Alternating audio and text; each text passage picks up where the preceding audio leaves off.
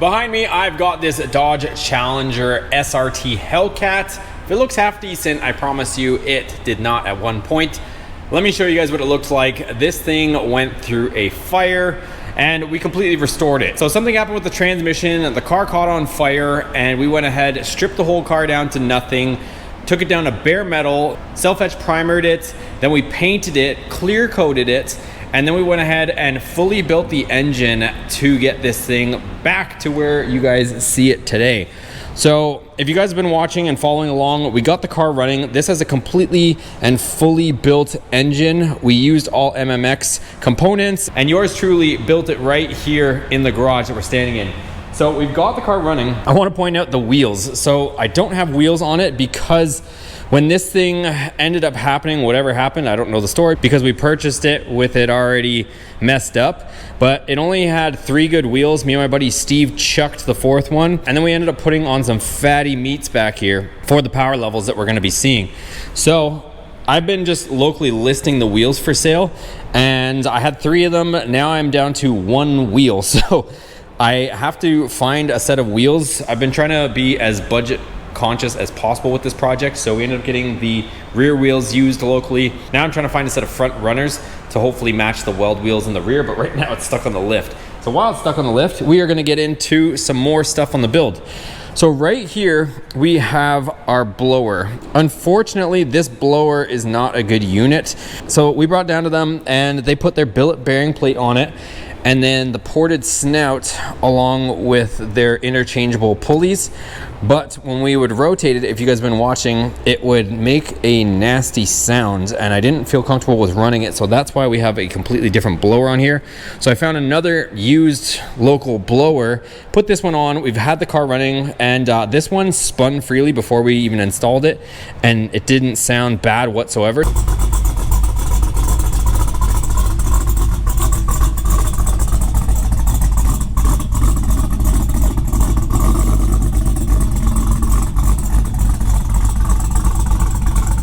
So we put it on and it seems quiet. It's also the newer style and design. If you guys look in here, you might not be able to see it on camera, but there's pockets in here. There's extra ribbing on these newer ones that actually reinforces the case. So this one is a newer updated unit. What we're gonna do is we're gonna put some of our goodies from this blower onto here. So we're gonna get started on some more of the go fast parts. So we're gonna take off that strut bar there, and then we're gonna take the lid off so we can raise up our supercharger and take this snout off, and we're gonna put on our ported snout. And I also have a Granatelli 108 throttle body, a huge throttle body to mate to this. And I think I might throw on this black lid because it looks cool, and we ended up painting everything, but obviously plans change. So for now, I'm not going to swap over the billet bearing plate. That's a pretty big job, and I want to, like I said, still kind of test the waters with this blower before we introduce more parts into this thing. So at some point here in the future, we might swap over the billet bearing plate, but right now we're just going to put the ported snout with the smaller pulley and our Granatelli throttle body so that we can start to get underway on the tuning process. I also have a bunch more parts, but let's get that one done first.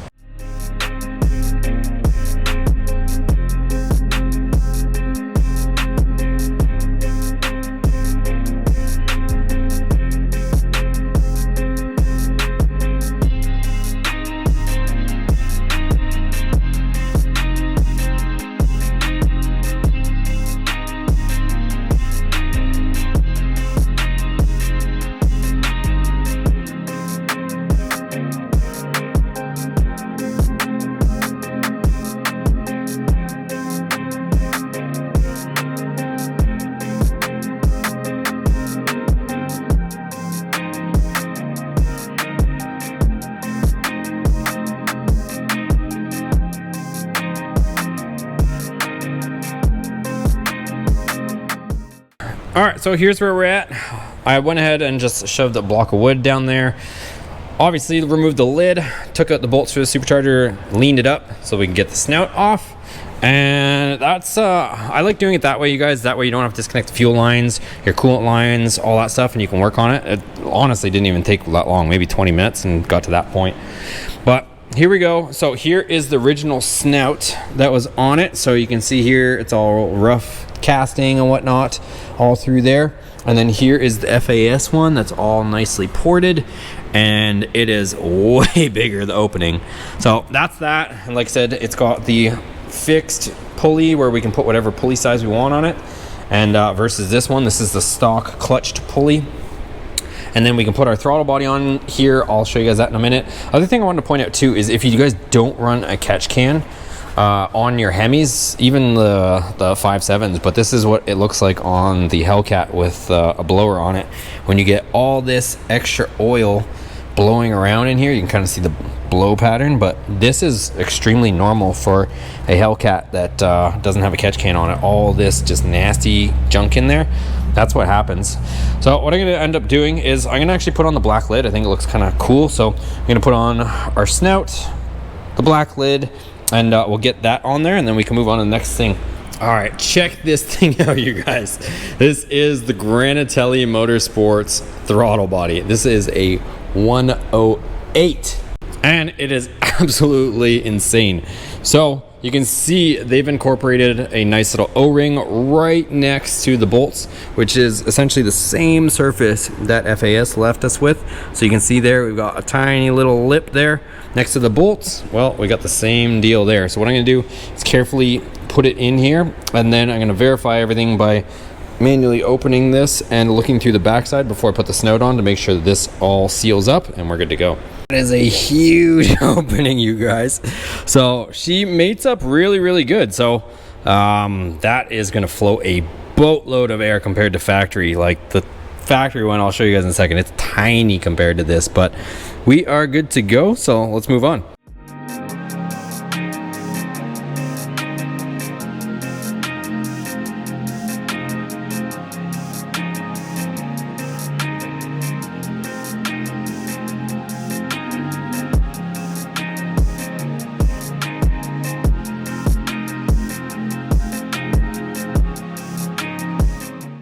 All right, well, I got the snout on, but I actually have to take it back off because I got to change the pulley. So we're going to take this back off, but some parts showed up.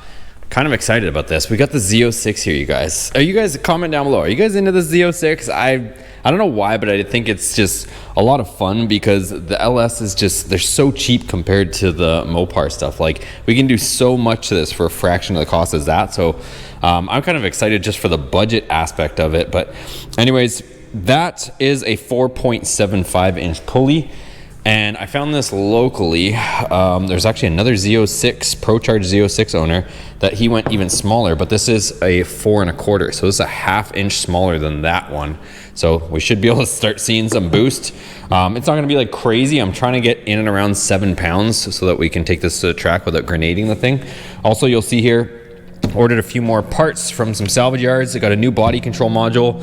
Also got a, well, I don't wanna call this new, but new used lower control arm, or I think they call it a spring link for the rear of that, because I ended up putting on one that is completely different. I didn't know there was that much difference on these cars, but see how this one has the big void here? The one that's on there doesn't have that, and it's a different spec, and it's actually, there's some sort of difference here because where your CV comes in, this one sits lower, and that one is actually touching the CV right here. So I got to get that on, but you guys know I'm not going to put it on looking like this. So I'll probably clean it, degrease it, and then we'll spray it some new black. Also, our dual fuel pumps from Holley are here. I've got this, all the fittings, fuel filters, a lot of stuff in here that we need to do.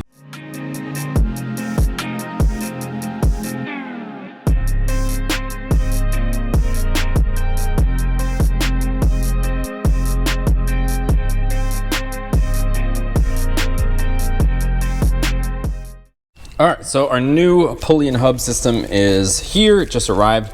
So we're gonna go ahead and put this on. We're supposed to actually put blue Loctite on the threads on this, and it gives us all of our specifications here, 34 foot-pounds, and then it also says the torque on here. What does it say? 62 inch-pounds on these little screws. So anyways, we're supposed to separate this to install it. So let's get it in a package and get it on there.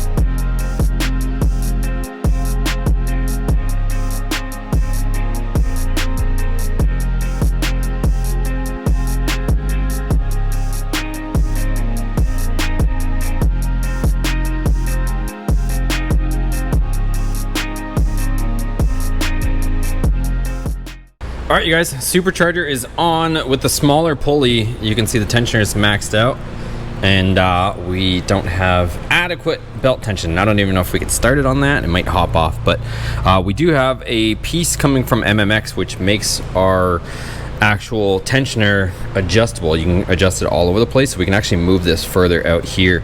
So once that shows up, then we'll be able to tighten this up. I think it's gonna be here in the next day or so, but we still got a lot of other stuff to get done. So supercharger's on. This thing looks so good, you guys. Comment down below what you guys think.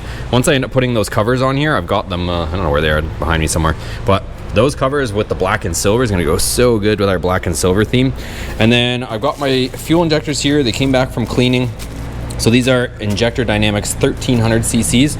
So let's go ahead and swap them out. So we'll get these ones out of there, put our freshly cleaned and serviced injectors in here, and we'll be on to the next step.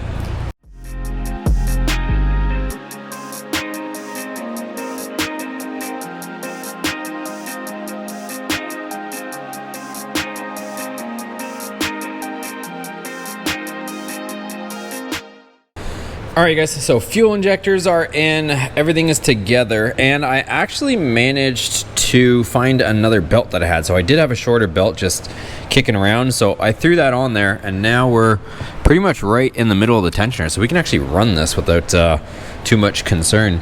So what I'm going to move on to now is, since our fuel system is now depressurized from doing the fuel injectors, rather than pressurizing it again and loading the new tune, I'm going to go ahead and start working on the fuel pumps. I kind of wanted to fire it up just with this, just because, I don't know, it's kind of exciting, but same time, it probably makes sense to move on to the fuel system. So let me show you guys what we picked up. All right, so check this out, you guys. So this is a dual 525 fuel pump hanger system from Holley.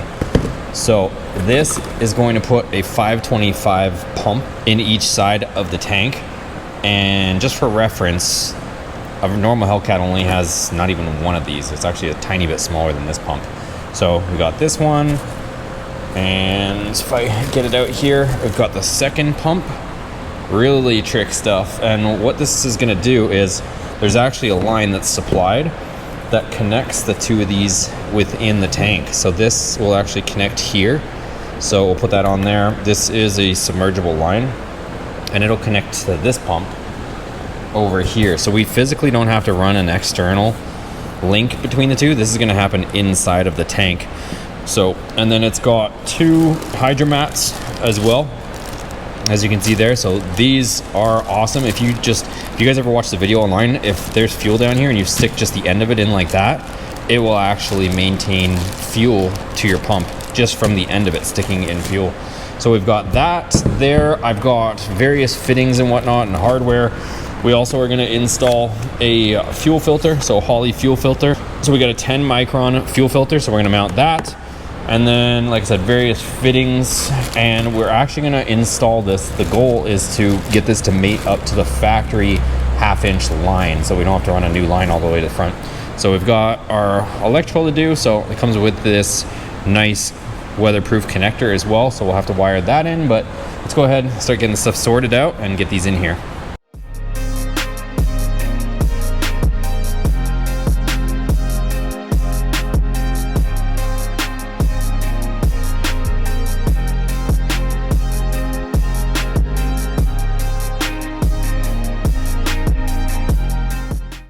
All right, so after a little bit of organizing, we are pretty much ready to go, you guys. So here is the Holley dual fuel pump setup. So it's got our 2 fuel level sensors on each one. Here's our Earl's fuel filter. We're gonna be mounting that. This is our crossover tube. I've got the 2 modules out. That's what you saw me just doing there, is taking out the 2 factory modules. And the way these ones work is there's only 1 fuel pump in the driver's side, at least on a base model Hellcat, if you wanna call it a base model. But the Red Eye actually has 2 pumps over here. But either way, it has the pumps on the driver's side, and then this module is where your actual feed line running to the front comes out. But this actually wastes a little bit of efficiency because it's constantly pumping back fuel into that basket. So it kind of wastes a little bit of the fuel that is coming out of your pump, whereas this is going to be a true dual setup. So since it's picking up fuel from both sides of the tank, we don't have to worry about trying to transfer fuel from one side to the other. So this setup isn't going to be wasting any efficiency, and it's going to be linked together through the tank, and then we'll be coming out of our passenger side and connecting to the factory line through this connection here through a dash 10. This will connect to our factory line. So anyways, let me get some stuff organized. We'll drop these guys in. I got to put my hydro mats on here, and then we'll be good to go.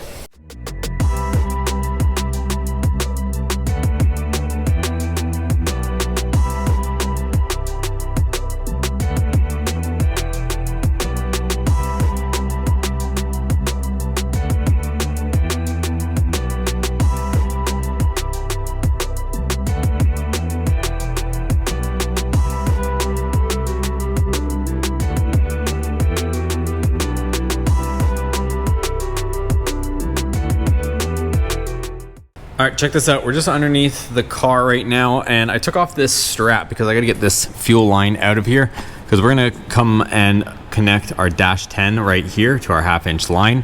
But I got to get this guy out of here, so I had to drop the tank a little bit.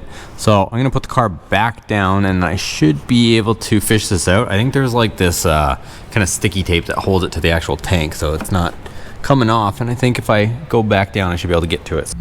All right, let me show you guys underneath the car how this all turned out. So here we go. We've got the Earl's 10 micron fuel filter, and this is how it goes. So our dash 10 comes through here, wraps cleanly around here, comes into our fuel filter, runs through it, switches back around, does a 180, comes across there.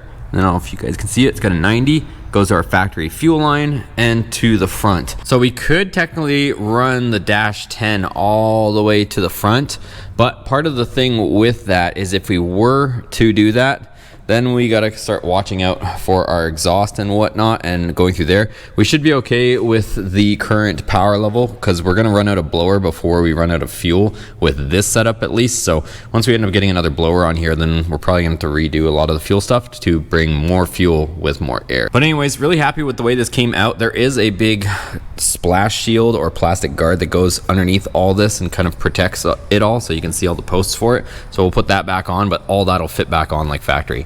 All right, you guys, so it's a few days later, and I've just been knocking out a bunch of different stuff. So I ended up picking up some more stuff for the car, which I'll show you in a second, but I did manage to finally knock this out. So we've got our 2 control modules for the dual pumps, and you can see the wiring. Well, you can't really see the wiring because that was kind of the whole intention, was to make it so that you can't see it. So it goes over to there. And then we've got our dual Holley pumps in here. So 525s on each side. Really clean looking setup. It goes down through there. We've got our dash 10 coming out. That pump, that Holley pump, feeds over to this one, goes down to the dash 10. I'll show you guys underneath in just a second, but I went ahead, flushed out the lines, did all of that, and now it's actually hooked up to the vehicle. But as you guys know, we changed a bunch of stuff with the supercharger and the sensors, so I gotta load up the other tune. I also did get a hood switch from my boy Tony, so we got a hood switch so we can technically do that. But since we changed out the map sensors, I got to put the other tune in there that is scaled for the appropriate map sensors, and also it's scaled for this 108 Granatelli throttle body. And I did pick up a new body control module, like I think I showed you guys. So I'm gonna program this and put it in the car. That way we don't have to do that jumper wire, since the body control module in the car right now seems to have some sort of burnt out circuit where it's not completing the ground. So let me kind of mess with some computer stuff, and then we should be able to fire this thing up in a minute, hopefully. All right, well, the file is loaded, you guys, and we got the new BCM in there. This is the old one, and this pin over here was not completing the ground circuit. So that's done. New file is in here. And I actually just fired it up off camera because I wasn't really planning on it, but she does fire up. So let me show you guys. We don't have any fuel leaks, so that is all good news. But she starts up and runs just like stock, even with that huge throttle body in here. Look.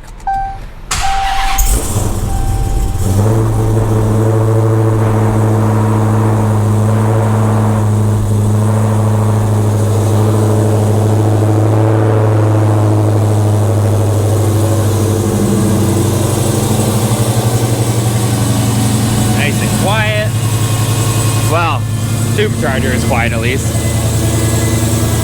That is gonna be moving a lot of air, you guys. No fuel leaks.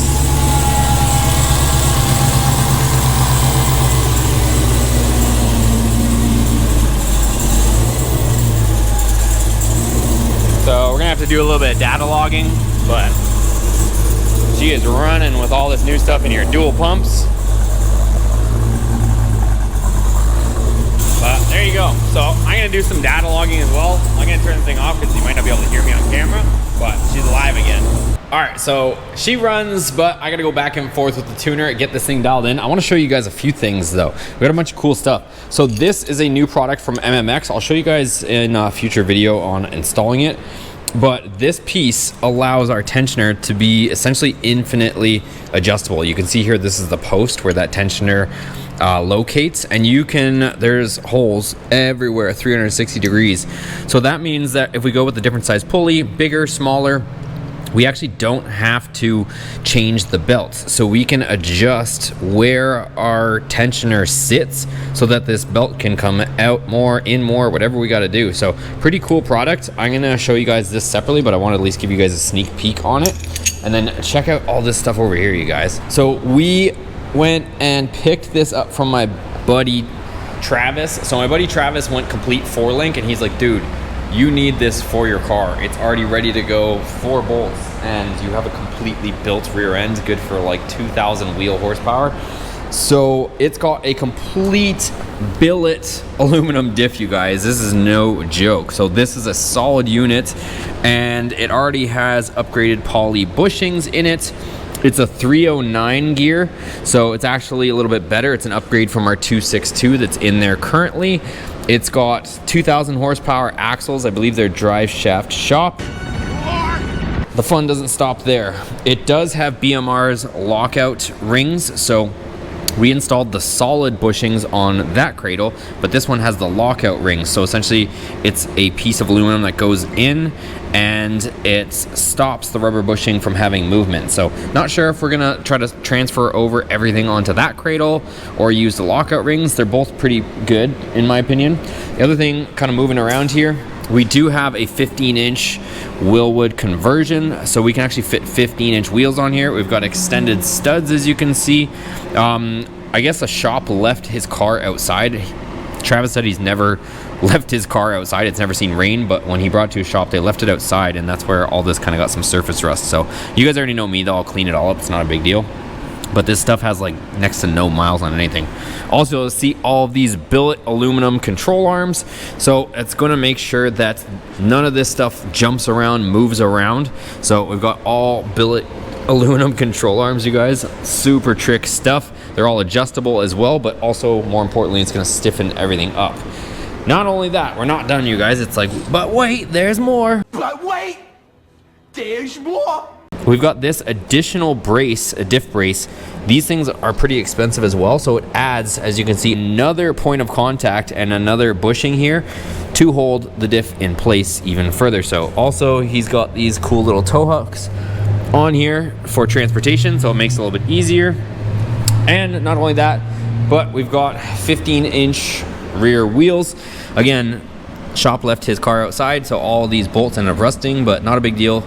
These are beadlock wheels. We can take these off. I'll either get them anodized or powder coated, all the hardware, and then they'll look good again. These tires are kind of dated too, so they're from 2017. Maybe we'll do a smoky burnout with them, but anyways, those are gonna be pretty legit. And then it doesn't stop there.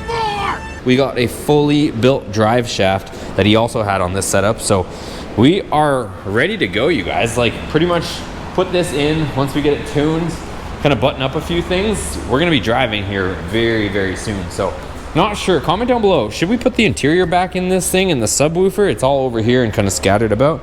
Or should we go full race car? Comment down below. We do have to put the back seats back in just because you can't go to the track with that opening. You either have to get a rear seat delete. For some reason, there's some sort of rule. I believe it's because of the battery. You can't be sharing the same airspace as the battery, even though it's not a weather tight or, you know, sealed off 100% thing. I don't know, some sort of track rule. So let me know what you guys think below. One other thing too is I do not have front wheels. This thing is stuck on here. So if you guys have a hookup or a lineup on front wheels. Right now I've got the 6 piston calipers for the front, so I need front wheels because right now it's literally on lift until I get wheels to roll around, because we sold the stock ones and we don't need them. But if you guys are enjoying this build, give it a thumbs up. Check out the other videos on the channel. Also, go head over to shopboosted.com, support your boy. You can pick up merch. We got a bunch of t-shirts over there for you guys, all kinds of stuff, a bunch of designs. We also have a few services. If you guys are stuck on anything Hellcat, Hemi, or just general questions, we've got consultations for you guys. And we've also got kill switches for any of your Mopar stuff. All these Hellcat guys, you guys can put a kill switch, plug and play on your car, and some other products as well. So go check it out. Thanks for watching, guys. Give it a thumbs up before you take off. Subscribe if you haven't already. Catch you guys on the next one.